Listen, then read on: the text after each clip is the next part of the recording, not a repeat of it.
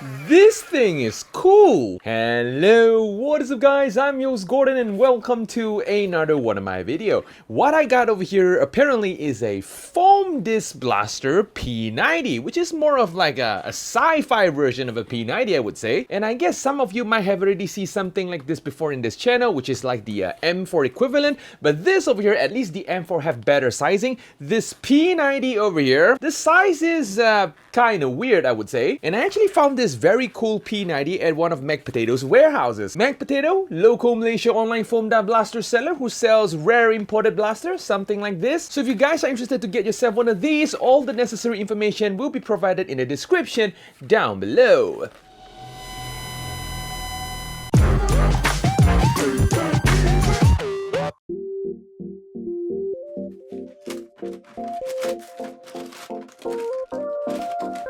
In the box, we got the blaster itself, the handguard, a magazine, battery and charger, a fake reflex sight, 60 foam disc, safety goggle, and a manual. Slide in the handguard and the fake sight. The battery compartment is located at the bottom of the blaster. Open up the cover, connect the battery, put the battery in, and close the cover. The blaster comes with 60 of these foam discs. It looks a little bit something like this, and this is how you put the disc into the mag. Load in the mag, and this is how the blaster looks like with everything installed.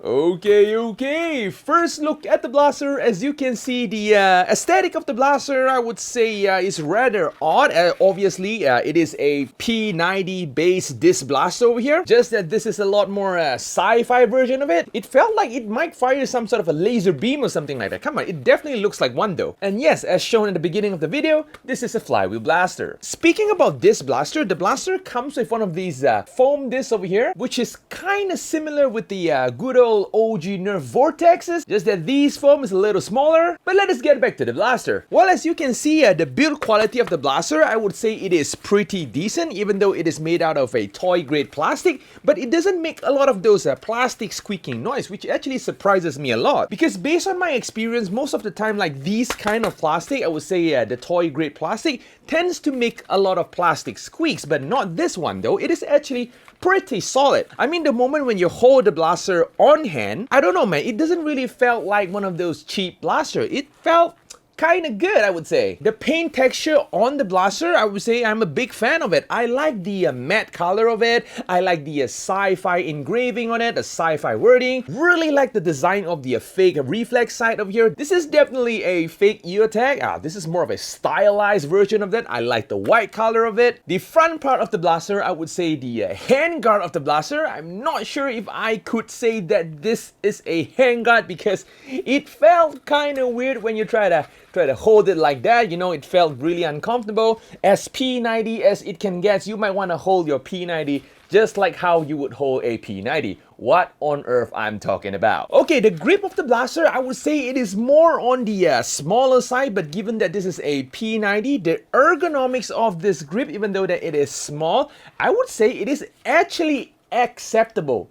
Kinda, due to my extra large hands. And the trigger pull of this blaster is solid. You might want to put in some strength to pull the trigger. But if you guys are not a big fan of this handguard over here, you can just remove that and then your P90 will look extremely weird. As for the Picatinny situation, we got a roll of Picatinny rail on top of the blaster for your fake reflex sight, of course. We got both left and right hand side of the blaster. We got a roll of Picatinny rail at the bottom of the blaster as well, just in case you want to put in something like a grip or something like that, or maybe a flashlight or PAC 15. Why would you want a PAC 15 on this though? Yeah, plenty of accessories if you need to put in something. And one of the main thing that I actually like about these kind of blaster, just like the previous M4 version, is the magazine of this blaster. As you can see, this is like the double compartment magazine. Like for example, just in case you ran out of mag, you just have to pull out the magazine, flip it over and just load it up and just continue firing. Simple as that. A single one of these compartments can hold up to 30 discs, which means that you can hold up to 60 discs max. That's a pretty impressive capacity. The select fire button is located at the weirdest place possible, which is behind the buttstock over here. You get to twist this knob over here to juggle between semi and full automatic. Let us try out the semi and the full auto.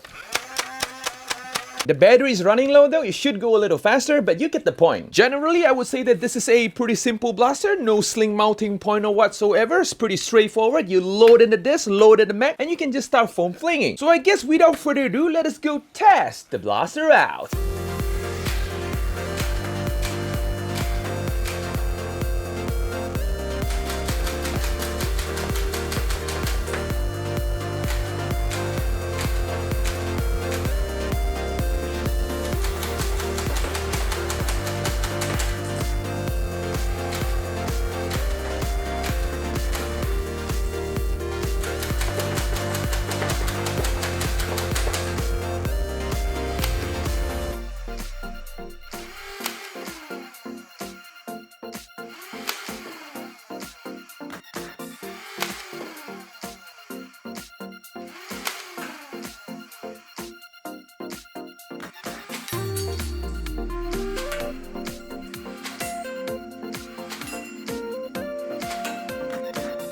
Okay, we are back, guys. So the performance of the blaster in terms of FPS numbers, it doesn't seem too impressive. This blaster can fire from 62 FPS all the way to 70 FPS. Hitting a target in 5 to 6 meters, definitely not a big issue at all. But the maximum firing distance though is actually kinda impressive. Even though this blaster can only fires at around like 60 plus 70 FPS, basically the Nerf Elite standards, because foam discs are way ergonomics and lighter, and it spins like a flying saucer when it was being fired. I would say 8 to 9 meters or even 10 meters is not an issue at all. That's the main advantage of using this. But since discs are so light, when you're being hit with it, you might not even know that you're being hit. And of course, operating this blaster, I did not encounter any jams, which is a good thing. But one warning though, if you do not want to use this blaster or you want to store it or something like that, do remember to unplug the battery, or else you will run out of battery in no time. And will this blaster pass the wall test?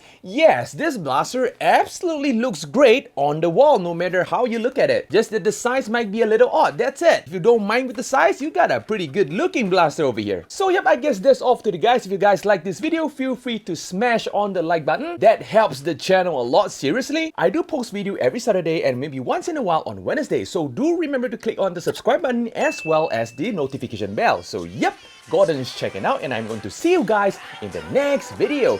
Yadios, guys!